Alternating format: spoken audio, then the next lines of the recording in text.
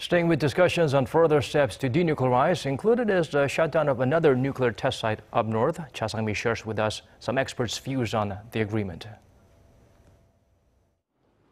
The denuclearization talks are back on the track. At Wednesday's joint press conference, President Moon said the two sides have agreed on the next steps. President Moon called the North's promise to permanently close the Dongchang-ri engine testing and missile launch site a very meaningful outcome and said the permanent denuclearization of the Korean Peninsula will be achieved before long.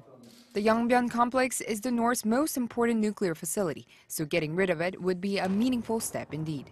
Among those keeping close tabs on these developments is Professor Song Se-ryun, who says that progress on denuclearization could open the door to another summit between North Korea and the U.S.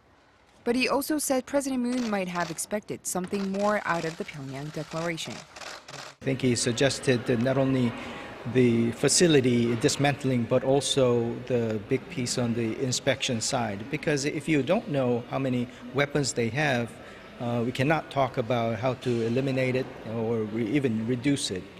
So at that point, on that point, if we're talking about the dismantling of facilities without even the concrete schedule to do so, probably is a letdown for a lot of people. Other experts like writer Tim Chorok say the U.S. might not see this as a positive development. They'll want something more concrete before another meeting.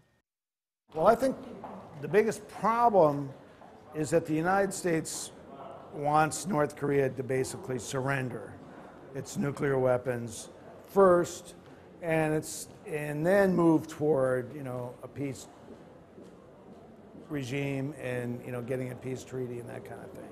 And I think that North Korea is not going to surrender its weapons without some kind of real security, not just a guarantee, but its future where it's not under where it feels under attack by the United States. Chorok said key steps by both North Korea and the U.S. are needed to improve their communications, perhaps by opening up embassies or liaison offices in Pyongyang and Washington. Cha Sang-mi, Arirang News.